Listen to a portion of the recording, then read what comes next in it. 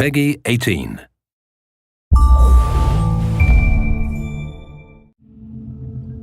Hi there, my name's Jamie Keane, I'm the lead game designer on Far Cry 3, and this is Mark Thompson, I'm the level design director. So what we're going to show you today is we're going to show you a run through. So you find yourself to begin with in Amanaki Village. Now this is one of the hubs in the game. It's kind of a friendly area where you can rest, recuperate, you're going to feel a bit of the life of the world, but you're never under threat here. You can also do things like you can go to the store and buy new weapons and things like that, but it's basically your safe haven in the world. I was out hunting this morning, got lucky. So at this point, if you look at the mini-map, it doesn't have a lot of useful information on it. Actually, it's almost entirely useless, apart from the radio tower icon you can see there. Whenever you get to a new area of the world, the map will look like this. So the first thing you need to do is find the nearest radio tower, which is generally a visible landmark on the horizon. And then you need to head up there and take off the GPS scrambling device, which Vass and his pirates have put there. So they're always going to be pretty much in high places in the world, areas that you're going to find easy to see. We wanted to make it a slightly different challenge to the rest of the gameplay. A lot of the gameplay in the world is combat oriented, whereas this we wanted to make much more of a kind of a jumping puzzle.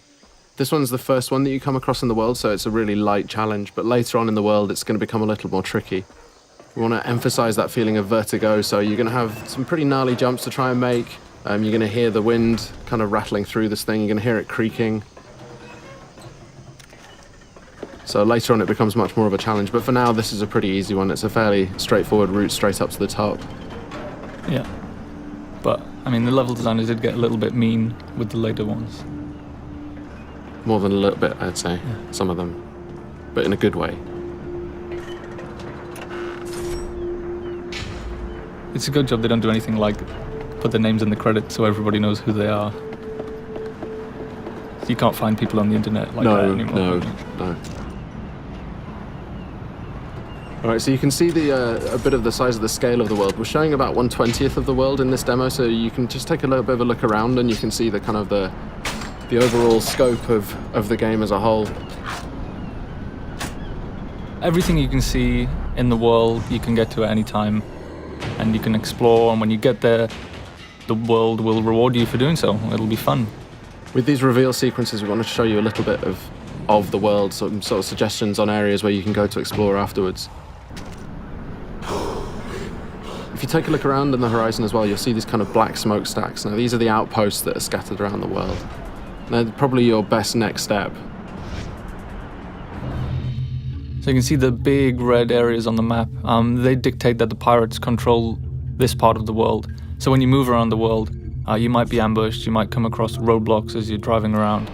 But what you can do is, if you head to the outpost, you can actually take it back and claim this part of the island as your own, well, as yours along with the rebels, the Rakyat.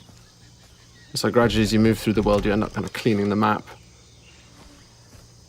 And taking it back for the locals, which in turn makes life easier for you as you move around. Right, so we spotted a couple of goats. So we're going to kill the goats with extreme prejudice. That's quite unfriendly, I thought.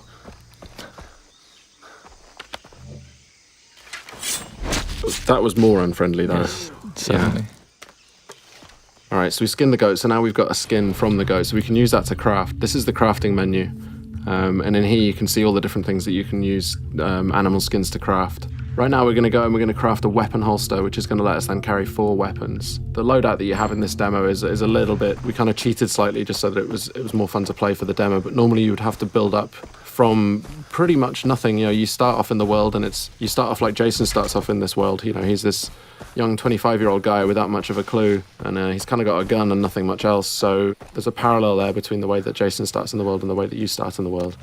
Again, the locals need the help of a plucky young hero. Jason hears the call of duty and sees an opportunity for a Medal of Honor, so he heads out into the battlefield to try and resolve the crisis in uncharted territory. And it's kind of the borderland between a series. All right, so we're here at the outpost now. Now we've got the camera out, which is going to give us a kind of a bit of a chance to look around and spot some enemies, tag them so we can work out a better route, a better path. This is one of the things that wasn't part of Far Cry 2 really, but It was a cool feature in Far Cry 1 that we liked, so we brought it back. And these outposts as well, they're going to really change the feel of the world. If you take them out, then you control the area, and then the Rakyat are going to move in. It's no longer going to be enemy controlled, it's going to be friendly controlled, so it's much easier for you to move around in the world. But you've got to take it out first. And one of the things you want to avoid is getting these guys to set the alarm off. So you can approach it just all guns blazing, or you can charge in and well, not charge in fact, but take it a bit easier and try and do more of a stealth route. Spot the guys first, try not to get spotted. If they do spot you, they're going to run for an alarm, so you want to stop them setting that alarm off.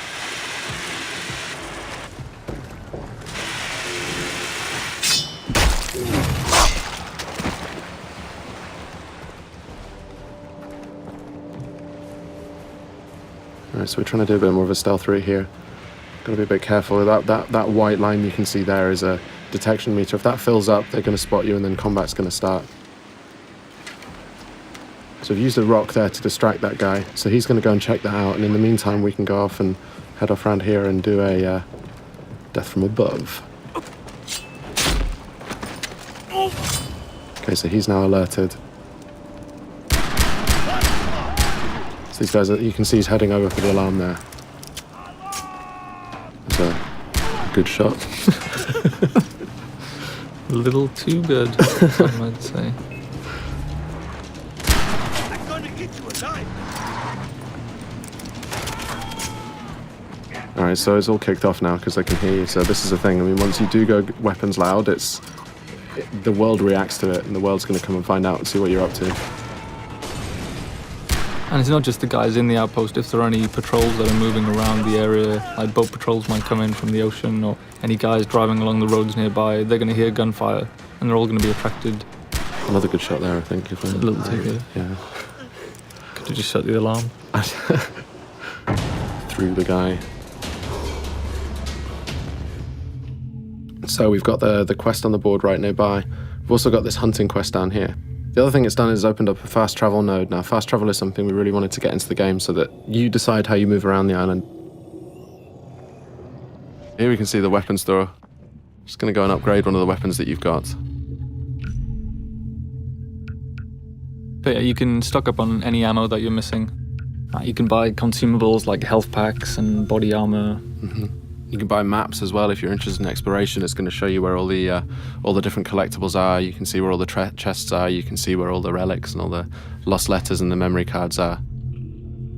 Alright, so this is the weapon upgrade system. So each weapon has a different set of upgrades that you can use. Really good idea if you want to play more stealthily is to find a weapon that has a sound suppressor like this MP5 here. And you can also paint it pretty colours. Devilishly red. Devilishly red. Yes.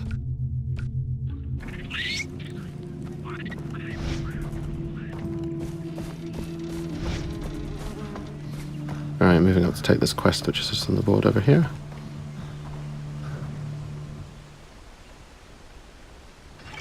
Dennis said that the jungle would speak to me. So the villagers in Amanaki have had some problems with local bears. They've been killing them, I guess. That's the problem they've had with them. They've been dying by bear. And the thing with these as well is we want to add a sort of a gameplay challenge as well. So it's not just going to be a question of getting in there and shooting them, however, but we want to add a little bit of a challenge in terms of the weapon that you can use. So this one, you've got to use a shotgun to take these bears out. You've also got to find out where the bears are. So you've got that 3D objective marker, sorry. You can use a knife as well. Oh yeah, you can use a knife too, yes. But, yeah. Knife versus bear. It's a bad life choice. Always a good choice, always a good decision. Alright, so we're coming up on the quest location now, so we've got to go and pick up a shotgun. And you can see on the minimap we've just dipped into a new undiscovered part of the world. So if we didn't want to go kill these bears, we could head off to that radio tower and unlock a new section of the map and unlock some new side quests and things to do. But right now we're going to go and shoot bears. In the face? No, well I decided not to go within the face because... That would be too efficient. It would be. But there we can see it. Alright, now, bears can take a lot of punishment and they pack a real punch, as you can see there. When you get hit by them, you really know about it. I've seen it go a lot worse than that. Definitely. Well, that's the thing, because you feel all confident because, you know, they're not closing very quickly and then suddenly knock you over. Yeah. All right, so we're into the cave now. And this is it's a whole new dimension, I guess, that we added to Far Cry. Is lots of interior spaces. There's something that the tech couldn't do back in Far Cry 2, so it's something we added. So you'll have lots of and it just adds lots of interesting avenues for exploration. Lots of cave networks, tunnels underground, old mines, old temples, and there's always something to do and find down there. It's true. And you have a flashlight as well, so you can see where you're going. Indeed. Adding other dimensions, really. You've got interplanar experiences. Yeah, I mean, physically and metaphysically. So we added Hell and Rylier. And Yeah. In the last area, we headed to the radio tower first so we could figure out the lay of the land and decide what to do next. But in this instance, we just sold the smokestack and headed straight for it. And there's no order that you need to do anything. No, I mean, you don't have to do any of these things if you don't want to. It's just going to make it more difficult to... Oh, I think I heard a tiger. Ah, yes.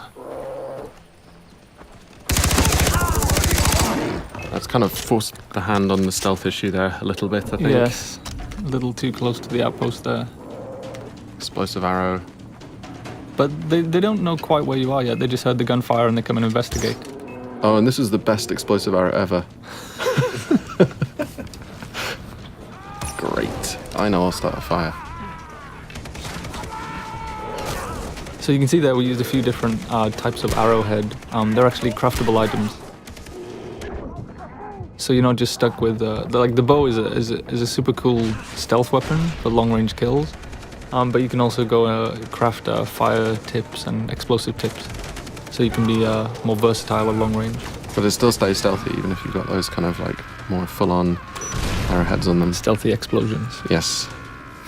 Stealth explosions. I think we should do that in the real one as well, actually. Stealth explosion.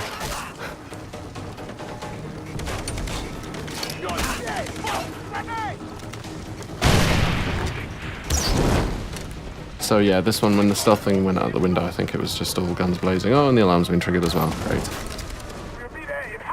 But you can see we've got, obviously the fire tech is back from Far Cry 2. I wanted to really make sure that we kept that one in. It's a really important part of the gameplay. You can really kind of corral people using fire. And the wildlife as well. And the wildlife too. Now you may have heard just on the VO there, they're letting you know which direction that they're coming in from. So you can kind of prepare. If you've got a little bit of time, you can see that countdown ticker, and you can kind of prepare for when these guys come in. That was a warm welcome. Yes. And there he goes, flying through the air. No fun was had there at all. No. No, I didn't enjoy that at all. I enjoyed the bit where you missed everyone with the arrow at the start. Really? Still? Seriously? Man. And that's the end of the walkthrough today. So thanks very much for listening in. Far Cry 3 is coming out on Xbox 360, PS3 and PC. Looking forward to seeing you guys out there.